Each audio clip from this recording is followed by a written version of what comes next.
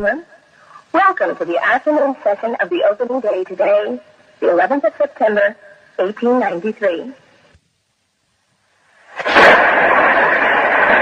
Sisters and brothers of America, it fills my heart with joy unspeakable to rise in response to the warm and cordial welcome which you have given us. I thank you in the name of the most ancient order of monks in the world. I thank you in the name of the mother of religions. And I thank you in the name of the millions and millions of Hindu people of all classes and sects. My thanks also to some of the speakers on this platform who, referring to the delegates from the Orient, have told you that these men from far-off nations may well claim the honor of bearing to different lands the idea of toleration. I am proud to belong to a religion which has taught the world both tolerance and universal acceptance. We believe not only in universal toleration, but we accept all religions as true. I am proud to belong to a nation which has sheltered the persecuted and the refugees of all religions and all nations of the earth. I am proud to tell you that we have gathered in our bosom the purest remnant of the Israelites who came to southern India and took refuge with us in the very year in which their holy temple was shattered to pieces by Roman tyranny. I am proud to belong to the religion which has sheltered and is still fostering the remnant of the grand Zoroastrian nation. I will quote to you, brethren, a few lines from a hymn which I remember to have repeated from my earliest boyhood, which is every day repeated by millions of human beings. As the different streams, having their sources in different places, all mingle their water in the sea, so, O Lord, the different paths which men take through different tendencies, various though they appear, crooked or straight, all lead to Thee. The present convention, which is one of the most august assemblies ever held, is in itself a vindication, a declaration to the world of the wonderful doctrine preached in the Gita. Whosoever comes to me, through whatsoever form, I reach him. All men are struggling through paths which in the end lead to me.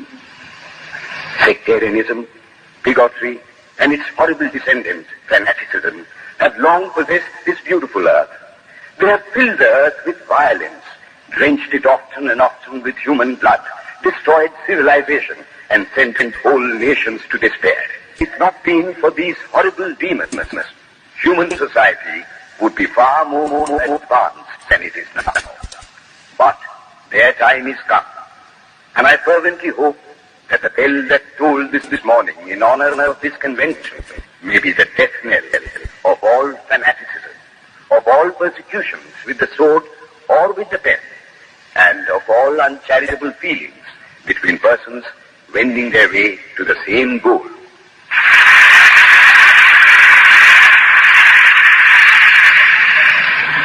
Ladies and gentlemen, on the agenda for today, the 15th of September, 1893, a galaxy of eminent speakers are scheduled to address us, and it gives us great pleasure to once again invite Swami Vivekananda to speak. His subject for today, Why We Disagree. I will tell you a little story.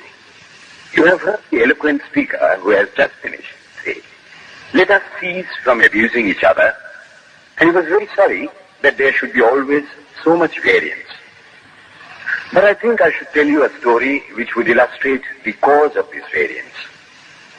A frog lived in a well. It had lived there for a long time. It was born there and brought up there, and yet was a little small frog.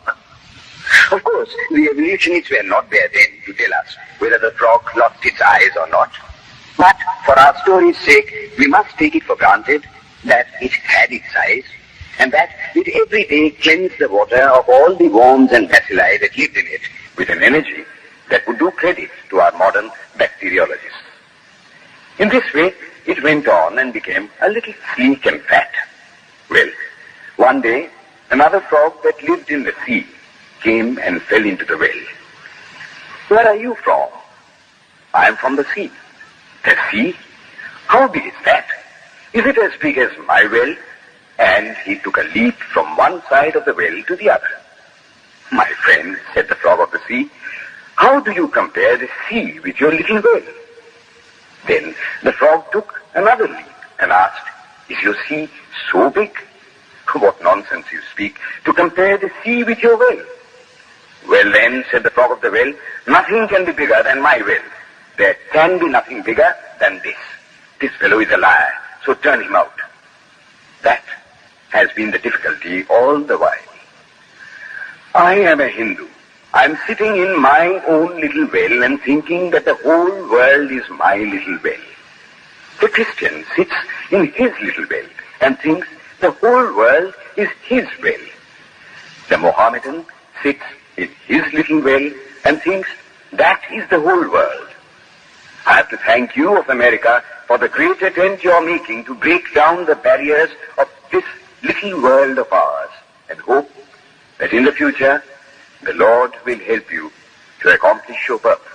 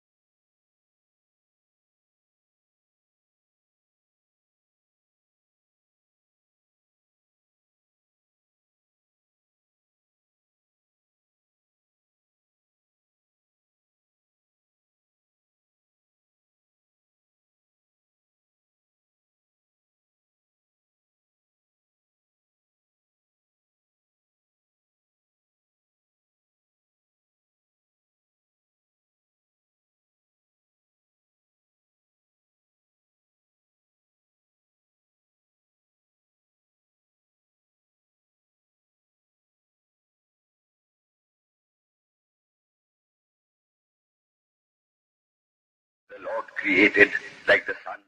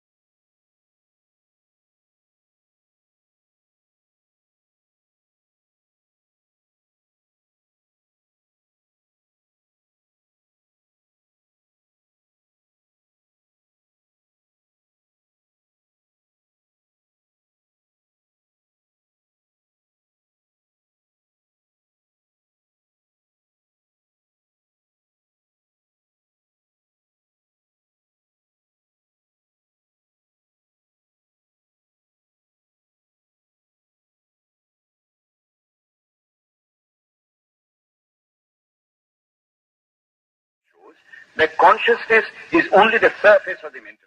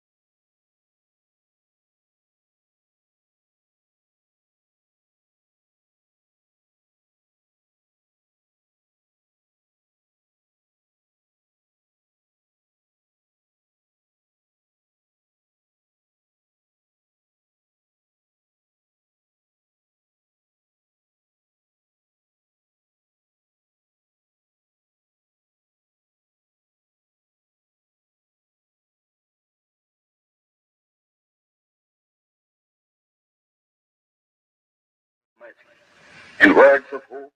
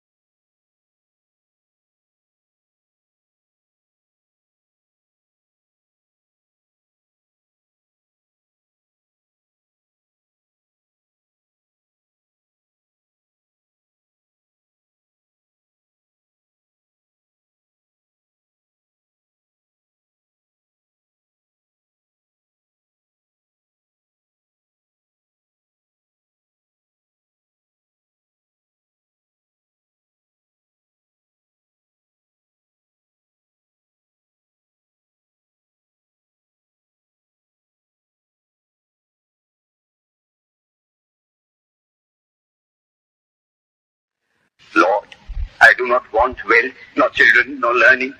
If it be thy will, I shall go from birth to birth. But grant me this, that I may love thee without the hope of reward. Love unselfishly, for love's sake. One of the disciples of Krishna,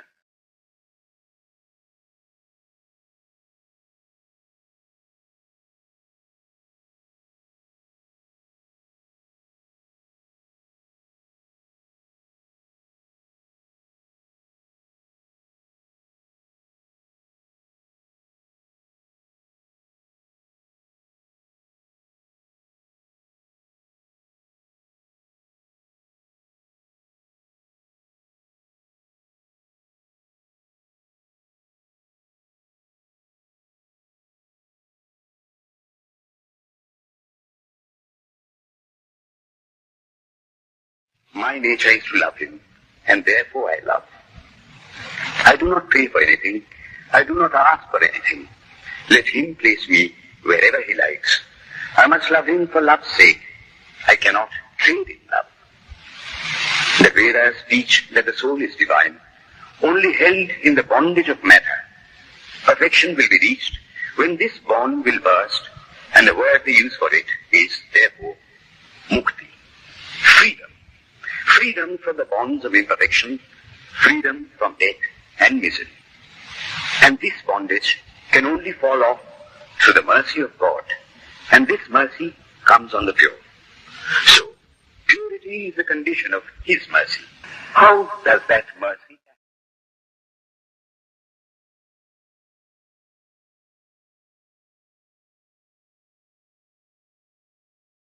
And then only all the crookedness of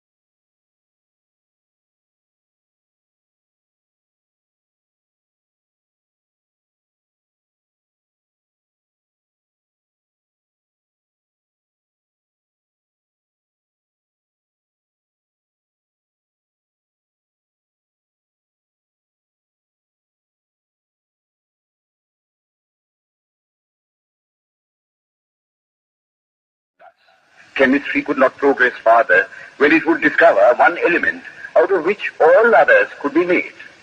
Physics would stop when it would be able to fulfill its services in discovering one energy of which all the others are but manifestations. And the science of religion become perfect when it would discover Him who is the one life in a universe of death, Him who is the constant basis of an ever-changing world, one who is the only soul of which all souls are but delusive manifestations. Thus is it, through multiplicity and duality, that the ultimate unity is reached. Religion can go no farther. This is the goal of all science. All science is bound to come to this conclusion in the long run. Manifestation and not creation is the word of science today. And the Hindu is only glad that what he has been cherishing in his bosom for ages is going to be taught in more forcible language and with further light from the latest conclusions of science. Descend we now from the aspirations of philosophy to the religion of the ignorant. At the very outset, I may tell you that there is no polytheism in India. In every temple, if one stands by and listens, one will find the worshippers applying all the attributes of God, including omnipresence, to the images.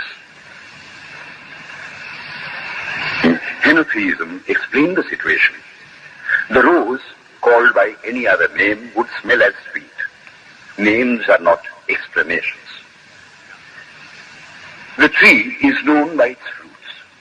When I have seen amongst them that are called idolaters, men, the like of whom, in morality and spirituality and love, I have never seen anywhere, I stop and ask myself, can sin beget holiness? Superstition is a great enemy of man, but bigotry is worse. Why does a Christian go to church? Why is the cross holy? Why is the face turned toward the sky in prayer? Why are there so many images in the Catholic Church? Why are there so many images in the minds of Protestants when they pray? My brethren, we can no more think about anything without a mental image than we can live without breathing. By the law of association, the material image calls up the mental idea and vice versa. This is why the Hindu uses an external symbol when he worships. He will tell you, it helps to keep his mind fixed on the being to whom he prays. He knows, as well as you do, that the image is not God, is not omnipresent.